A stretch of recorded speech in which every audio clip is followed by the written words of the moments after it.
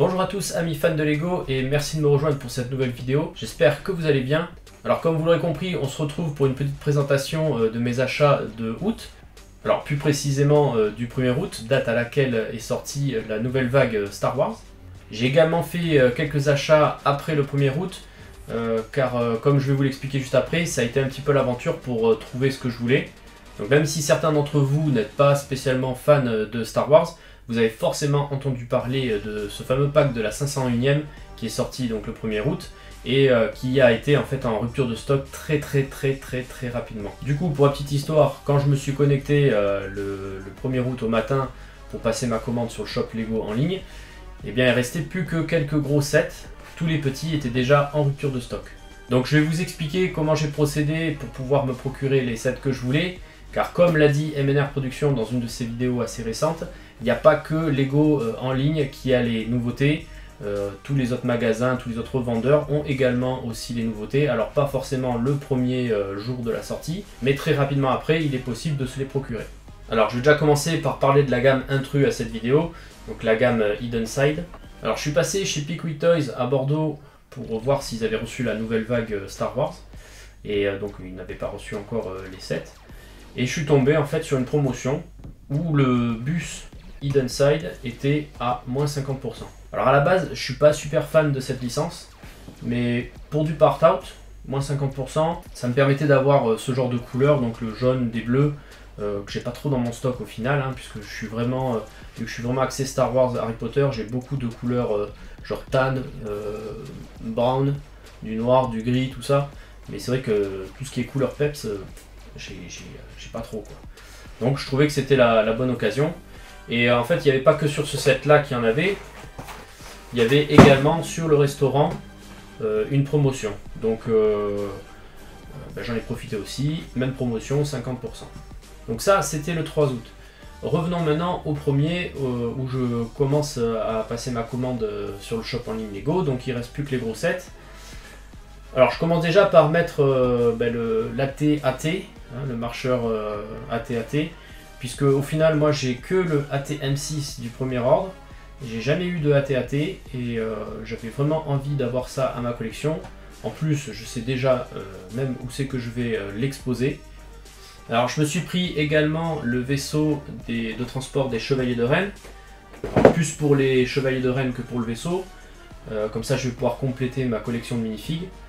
En sachant que des retours des premières revues que j'ai vues, apparemment le vaisseau est pas tip top. Bon, de toute façon je le montrerai et puis je verrai bien s'il me plaît ou s'il finira en part-out. Alors après il y avait un autre vaisseau qui m'avait vraiment plu, qui m'a vraiment tapé dans l'œil. C'est le vaisseau tiré du thème du parc d'attractions Disneyland en Californie, Galaxy's Edge. Donc là c'est vraiment un coup de cœur, souvent du coup je connais pas du tout, mais je trouvais que le vaisseau était vraiment super sympa. Les mini-figurines aussi sont chouettes, ça change un petit peu. Non vraiment celui-là il m'a tapé dans l'œil et du coup je voulais vraiment pas passer à côté. Donc assez déçu de ne pas pouvoir me prendre un pack de la 501e et puis la AT avec Ahsoka. J'ai commencé à chercher un petit peu sur d'autres sites marchands, voir si je pouvais les trouver. Et en fait j'ai réussi à me dégoter chez Leclerc la AT. Et puis un pack de la 501e. Et d'ailleurs j'ai pu me prendre qu'un seul pack. Je voulais m'en prendre un deuxième, mais j'ai pu m'en prendre qu'un seul, puisque le panier était limité. Donc voilà, c'est déjà quand même bien, j'ai réussi à en prendre un. Et en fait, c'est vite parti en rupture de stock. Vraiment, quelques minutes après, je suis retourné voir et en fait, il n'y en avait plus du tout. Alors je vous avoue que je connais pas trop les aventures de Ahsoka et de la 501e. Je suis en train de rattraper mon retard. Là actuellement je suis à la saison 3 de Clone Wars et je comprends mieux en fait pourquoi il y a tant d'engouement pour ces personnages. C'est vrai qu'ils sont attachants, enfin Ahsoka elle est vraiment attachante, elle se déverde pas mal aussi au niveau combat. Je comprends mieux maintenant pourquoi.